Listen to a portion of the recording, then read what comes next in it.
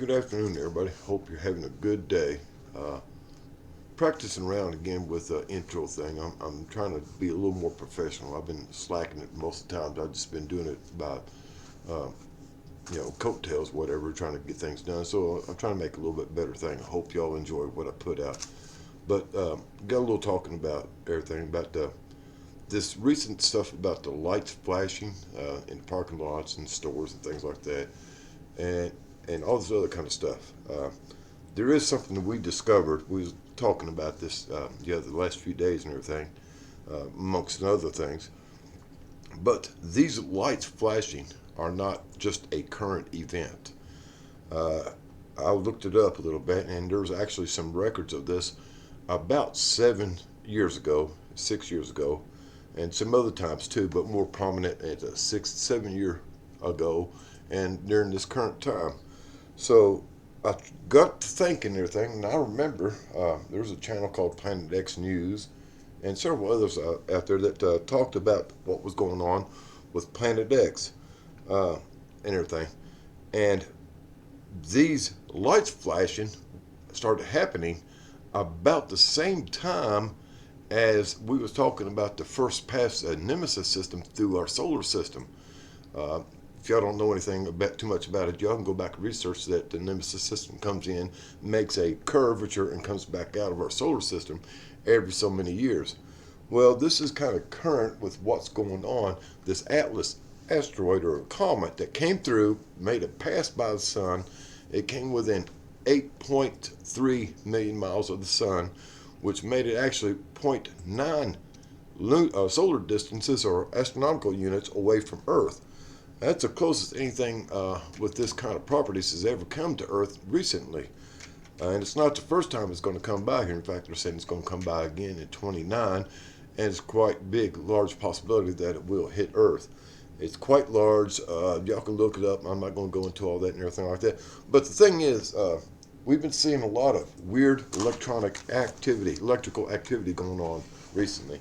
The lights flashing, electrical energy discharge in the air from Earth to up through the atmosphere, and also down from space outside there and down to the ground.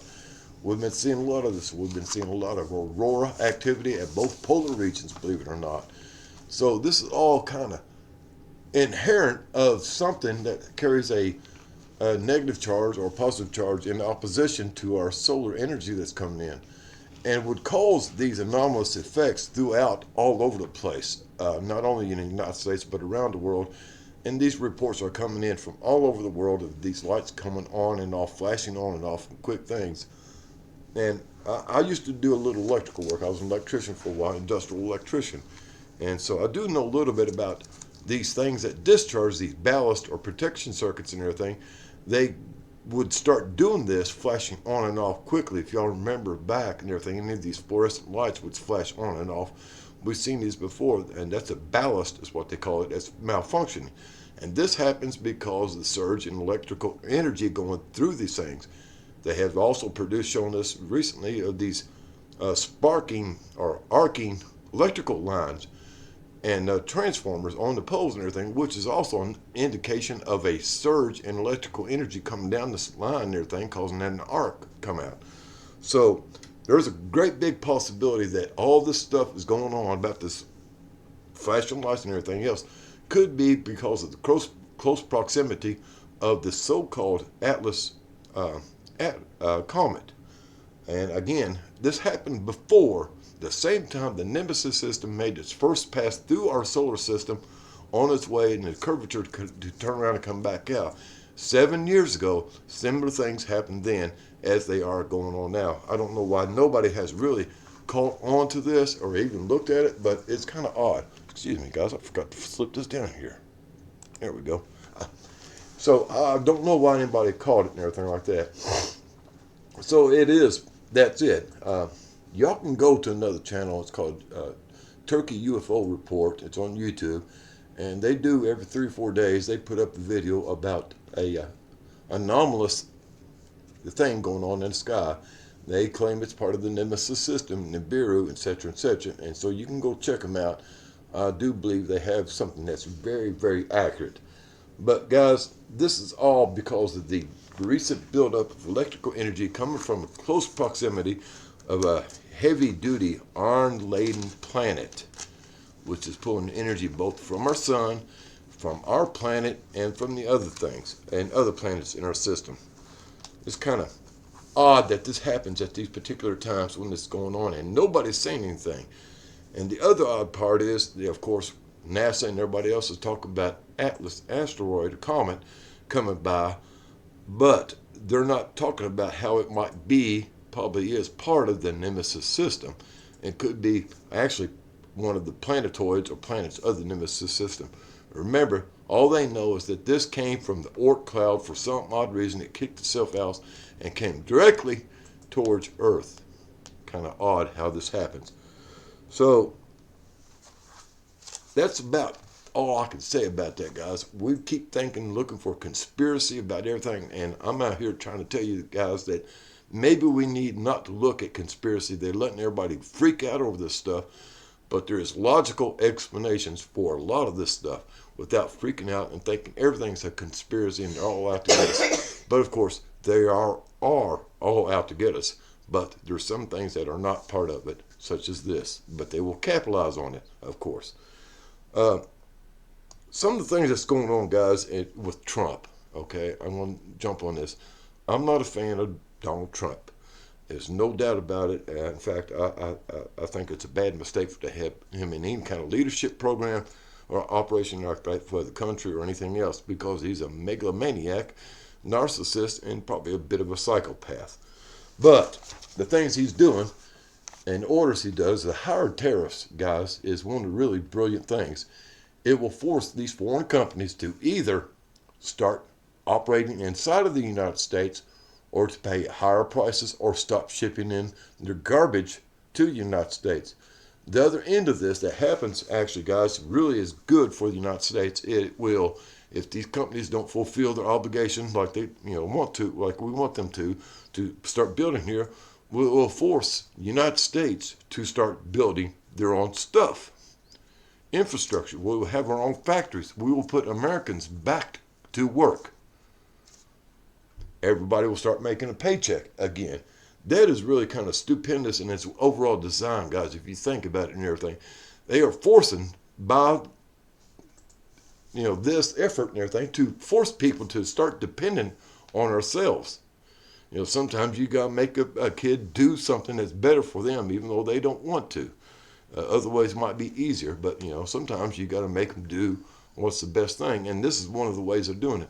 Another thing is, guys, they will also start forcing the American agricultural industry to start focusing on actual products for the United States that we eat and stuff, instead of having to import everything, including the food industry of all things, including the meat, the cattle, the pigs, the chickens and stuff. We will start building another stronger infrastructure.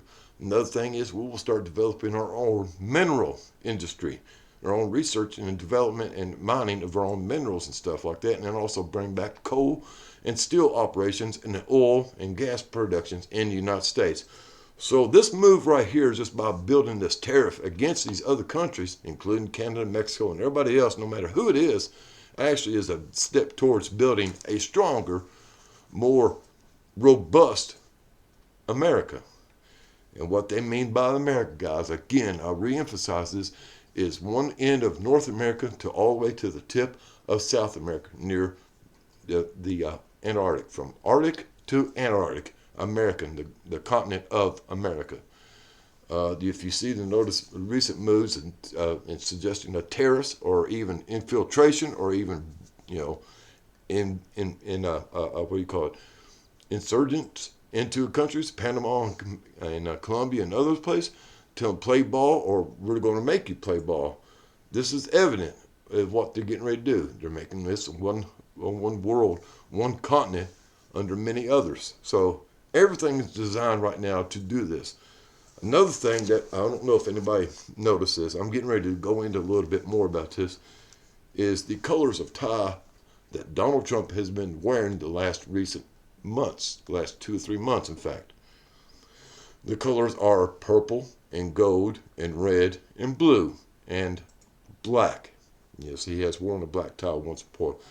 But all these colors are symbolic of what he is trying to accomplish with himself and others along the line.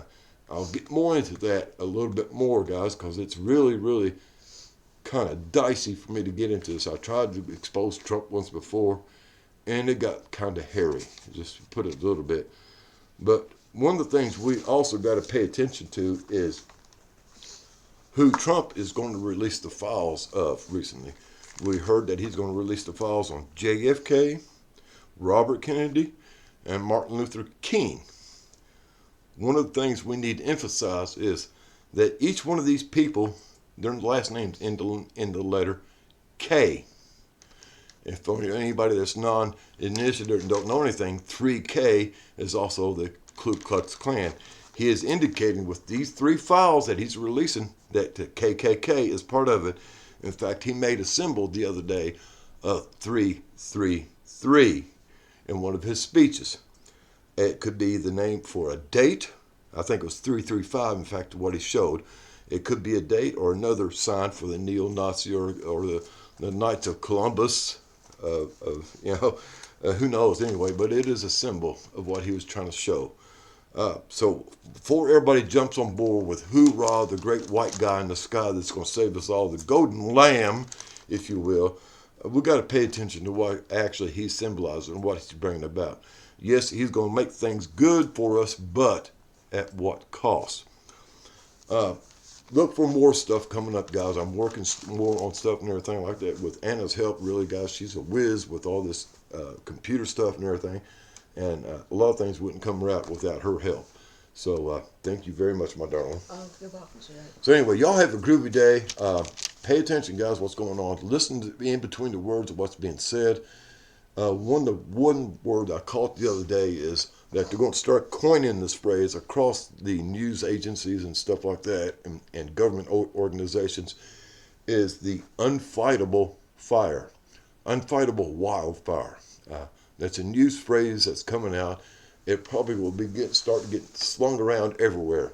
So pay attention. But I hope y'all have a groovy day and pay attention to everything going on around you and stay safe. Later, taters.